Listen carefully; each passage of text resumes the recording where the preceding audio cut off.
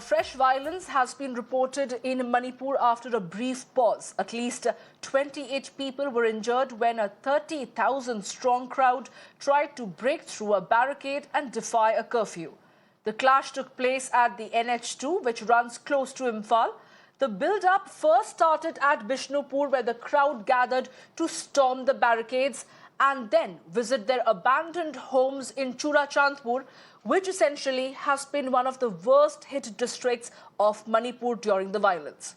The marching crowd ran into nearly 300 security personnel for over 3 hours. The security forces negotiated with the crowd to stop them. Remember, Manipur has seen ethnic violence for 4 months now, which has also led to large-scale displacement. And to discuss this further, I'm joined by a guest this afternoon. I'm joined by, I'll just tell you, Mr. Pradeep Mahar, who is a BJP leader. I'm also joined by Mr. Jaideep Mazumdar, who is an author and a columnist. Well, thank you so much, Mr. Mahar and Mazumdar, sir, for taking our time and joining us over here at Mirror Now as we discuss this. My first question would go across to you, Mr. Pradeep Mahar. Situation is still not all right. The peace and harmony, perhaps it's better than before, but it's been 4 months on and people are still living in camps. People are still displaced. They want to go back. They're visibly upset and unsure about their belongings and places where they used to live at. By when can perhaps we see some semblance, and what steps are being taken by the state government to ensure the safe return of these people back to their native places? Yeah. You are very right that situations are definitely improving. But as far as this scenario is concerned, it is not a short-term issue. It has been there since 1993. I'm not blaming anybody for that, right? I'm not saying that that government did took wrong step or good step or whatever. I mean, that's a different part of the story altogether. But it is an issue that has been there from last 30 to 40 years. And if you remember that 1993 issue, that time around 350 villages were completely But Mr. Mahar, I'm sorry, I have to interject so over here. We are not going to be delving into the past. Right. We are not going to engage into a blame game over here. We are going to talk about the subject at hand over here, right, where 30,000 people were, stopped by security forces yesterday. They wanted to go back. We are going to talk about what has happened in the recent past rather than delving into what happened 2 decades ago. I will have to beg to differ with you on that front. My minimum question to you over here is not to indulge into blame game, but look for solution and how we can perhaps help all these aggrieved people of Manipur. Please go ahead, Mr. Mohar. Yeah, so that's what I was coming to.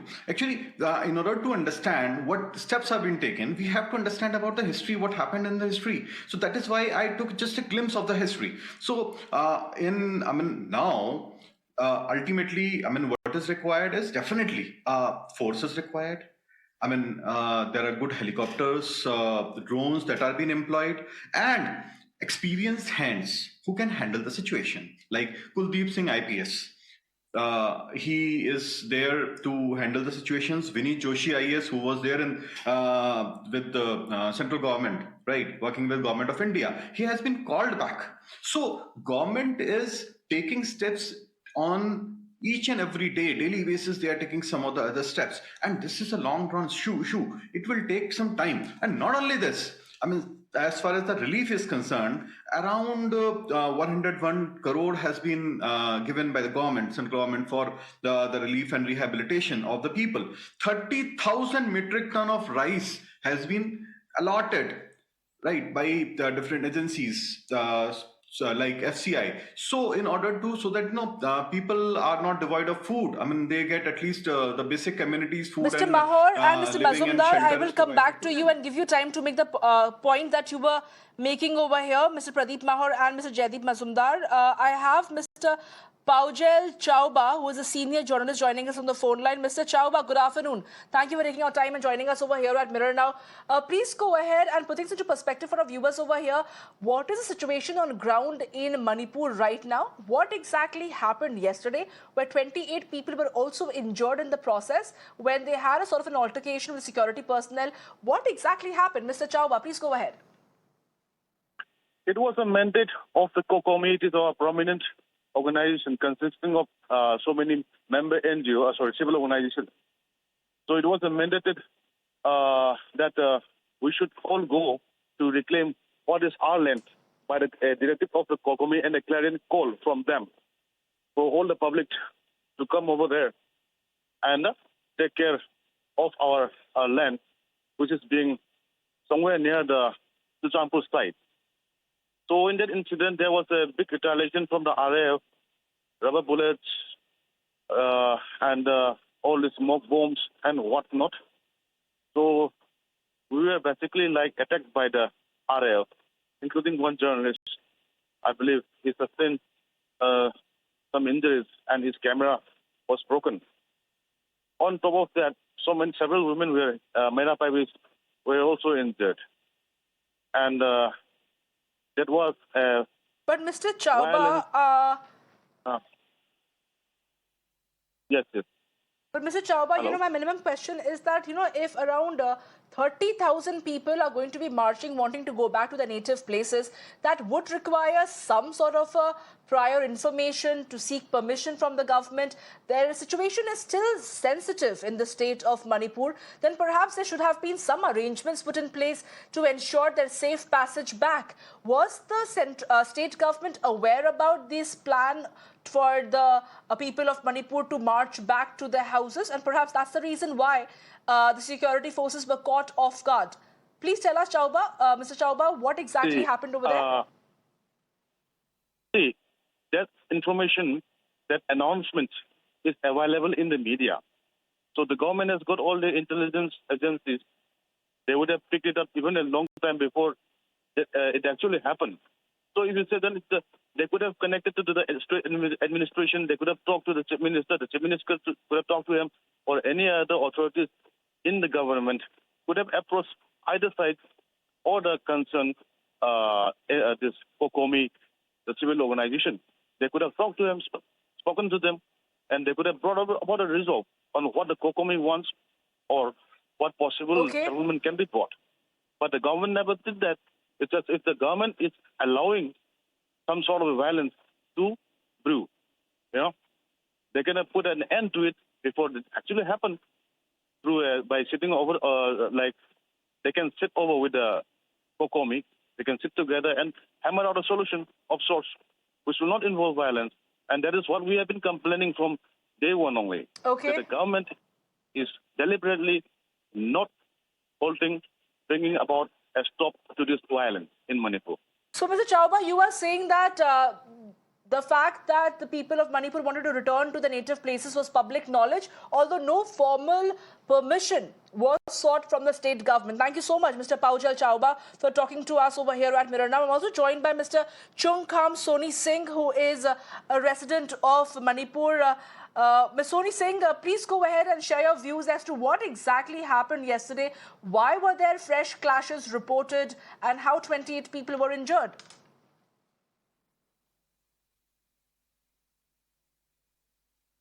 Well, we will try to reconnect with that resident of Manipur, but my guests still continue to be with us, Mr. Pradeep Mahar and Jaideep Mazumdar, who is also an author and a columnist. Mr. Mazumdar, I'll come to you. You just heard what Mr. Paujal Chauba was saying over there. He was saying that there was no formal permission that was sought from the state government in Manipur, but these announcements were made on social media and the state government has their own way to find out things through the intelligence setup. Do you think that given the fact that all is not well yet in Manipur, situation still seems to be sensitive, people should also be mindful and responsible in their conduct when they're planning around 30,000 odd people wanting to go back to their respective places? We understand the uncertainty and the desperation wanting to go back and begin life from where they had left. But perhaps it's a little too early and it's important for them to seek the support of the state government? See, absolutely. I blame the organization COCOMI for doing something which was absolutely irresponsible on their part, giving this call to march to what is called the buffer zone.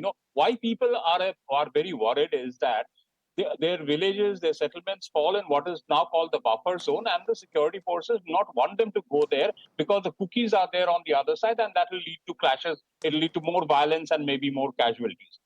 One. Two, it was within public knowledge that this march would be held. The information minister sat close to, called a press conference close to midnight to issue the appeal to Kokomi not to take out the march. So it is not a fact that the state government was not in touch with Kokomi. The state government had always been in touch with Kokomi. But the Kokomi indulged in a game of, I think, brinkmanship and a show of strength by giving the call to organize this march. And it was innocent women who got carried away and who were injured in this violence. There was a curfew imposed. The state government was very much in the know, and it appealed not to take out the march. Number two is, I would also say that I wouldn't absolve the state government of entirely of any blame out here, because I think the state government should have been able to convince the people who had been displaced from their homes in what is now called the buffer zone, that they will be able to go back to where they had lived in the past. And these people are very concerned that they will not be able to go back because, as Mr. Mahor was saying, there's a historical background to it. We have seen in the past, whenever there have been clashes between Kukis and any other community, be it Nagas, be it anyone else, the Kukis have always, displaced other communities and claimed those lands as their own. So these people knew the background, the Meiteis knew the background, and so they were very, very, eager to go and reclaim where they had the lands of theirs, because they felt that if they do not go and reclaim those lands, they will forever lose, their original lands. So that is why but then the Kokomi took advantage of that, and it, in a very responsible manner, organized this march. But Mr. Mazumdar, should the state government also not have a plan in place for the safe passage of all these displaced residents of Manipur back to their native places? Because everybody wants to come back to their home. Of course, you're mentioning the buffer zone. They have been living in relief camps as well. But, at one point, it's been 4 months now. Many of them have lost their near and dear ones. They would want to begin from where they had left. Absolutely. I agree with you. But, this is a long process. It takes time. Right now, there's a 100% probability of violence if they go back to their place. People are still armed. Both the sides, they have access to weapons, sophisticated weapons, till complete disarmament takes place. And that is happening slowly. It is happening. It will take time. I wish the process was faster, but, if wishes were horses. But it is happening, as Mr. Mahar was saying. It will take time. And everyone has to be patient out here. See, on the other side also, Kukis have not been able to come back to many of in Imphal Valley, for instance, where they had been staying. So this will take time. And I think the state government, yes, it can do. Perhaps it's easy to say, okay, sitting in the comfort of our homes, that the state government is not doing enough. But it can maybe hasten up the process, but it is doing it. I mean, and it takes time. 4 months is a long time, I know. Absolutely. We get your point you were making over there, Mr. Mazumdar. I have paucity of time. I will have to interject you over there. Thank you so much, Mr. Pradeep Mahor and Jaideep Mazumdar, for taking your time and joining us over here. Perhaps the need of the hour over here, difficult to expect from the people of Manipur, is perhaps patience, that there is going to take some more time for them to be able to return to their respective houses where they had left their belongings and had to be displaced owing to the ethnic conflicts. It's been 4 months on. And perhaps the state government will also have to do a lot of confidence-building exercises and reach out to all these people and have a plan in place for the safe passage back. Well, thank you so much for taking your time and joining us here.